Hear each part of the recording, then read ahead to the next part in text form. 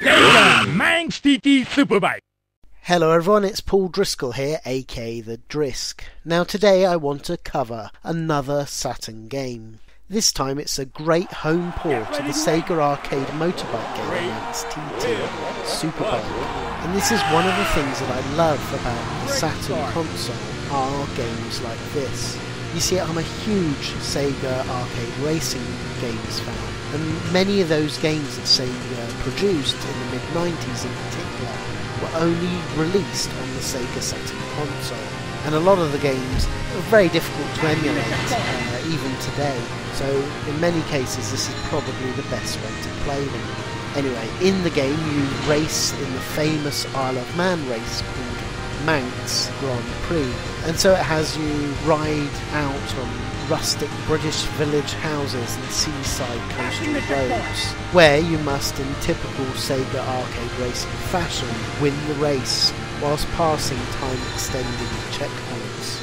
The game was released in the arcades in November 1995, but this Saturn port wouldn't be released on home consoles until way on in March the 20th, 1997, in Europe at least, but it was well worth the wait. However, leading up to the game's release there was a lot of trepidation.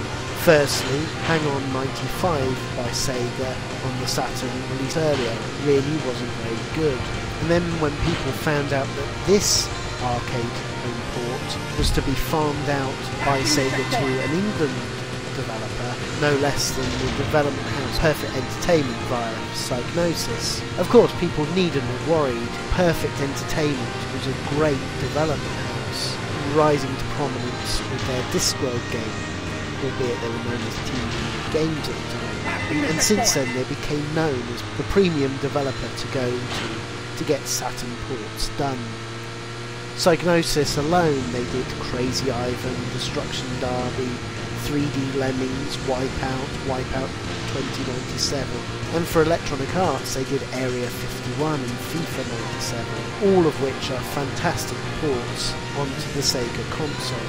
In fact, it was the amazing work on Wipeout and Destruction Derby that they'd recently converted at the time that convinced Sega this development house was the people to go to do the conversion.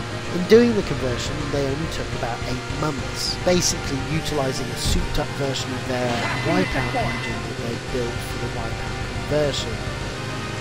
So on to the game itself. Yes, well, all in all, the game is great, short and fun. Sure, it only has 2 tracks and 2 mirrored tracks, which is a bit naff in the last ability stakes. And I would be the first to say I wouldn't have been happy paying the full price for this back in the day.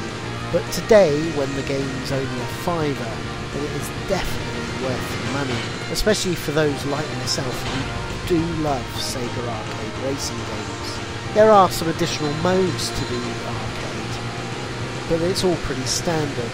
There's a Saturn section that lets you practice on 4 courses, do challenges on all the 4 tracks, not to mention the Saturn section gives you a nice selection of bikes to choose from. You can even race on super bikes for a tougher challenge. As with most Sega arcade races, my favourite mode is the time trial, and again this doesn't disappoint. It's great that it allows you to do unlimited circuits, or just do 3, 5 or 7. And there's nothing like just continually doing the same circuit, racing against your best time ghost bike, and doing all you can to shave ever more off your best time. The 2-player split mode works very well as well, with no sign of slowdown at all. Yes, all in all, I really like this game, and what there is really plays well, with great controls and constant smooth speed as you're racing, which is really the important things with games such as this. It's also a suitable challenge, finding that perfect blend between toughness and not being impossible. So all in all, it's a game worth picking up and playing. I should also note that this game recognises the analog control stick and the steering wheel, so it's great if you want that extra precision. Plus I should really note there's a really cool cheat in this game. When you're going through selecting and go onto the transmission menu in the arcade, if you press up, up, down, down, left, right, Z and Y, you will hear a bleating sheep. Now when you start up the game, instead of being on a bike, you're actually racing on a sheep, and all the other bikes have also been turned into just sheep with no riders. I mean, how cool is that? It's great fun to play, although I have to say the sheeps don't control particularly well, they're a little tough. But anyway, that's what I thought about the game. But what did reviewers back in the day think about the game? Well, Sega Power gave the game 92% and said, to say I was nervous about this conversion would be true enough, and I was certainly sceptical as to the reasoning behind Sega letting another team do the conversion. But after playing the game inside out, I can honestly say that I believe this is the finest conversion of Manx TT on the Saturn as is possible. The bike is easy to control, the challenge of completing the 4 courses is just enough to keep you playing, and the smooth 25 frames per second update, coupled with the speed and quality of the graphics, mean that Sega have managed to create another excellent Saturn racing game, second only to the mighty Sega Rally, and it really did come remarkably close. Official Saturn magazine gave the game 91% and said, although lastability could have been improved, Manx TT is tough, enjoyable experience that does an amazing job of bringing the arcade game to Saturn. Edge magazine gave the game 7 out of 10, saying, it seemed that more often than not, motorcycle racing games are the poor relation to their 4-wheeled cousins, always appearing to follow a standard formula. Take the engine of a successful car race smash, replace the graphics with bikes, replace the control, and generally make things lean about a lot more.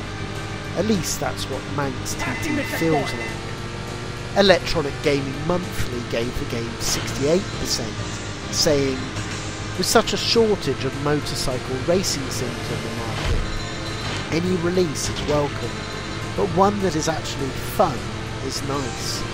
Manx TT is fun, not to mention fast, graphically solid, and possibly the last good racing game to come out for the Saturn.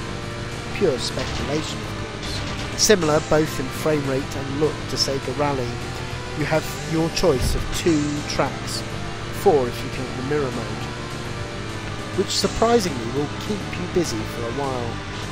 The game is good on its own, but to really tap it, use an analog controller. GameSpot gave the game only 63% and said, Manx TT Superbike, Sega's latest arcade to Saturn racer, is finally out in the States. Based on the arcade game of the same name, Manx TT is significantly better than Sega's last Saturn motorcycle racer, the dismal Hang-On GP. Despite the obvious gameplay improvements and smooth-flowing graphics, the limited number of tracks may scare off all but the hardcore players. Manx TT fails to deliver what only an exceptional few racing games possesses, long-lasting play experience. So there you go, that's what the reviewers thought. Basically, it's a great port of a limited but really fun Sega arcade bike game. So, until next time, see you later.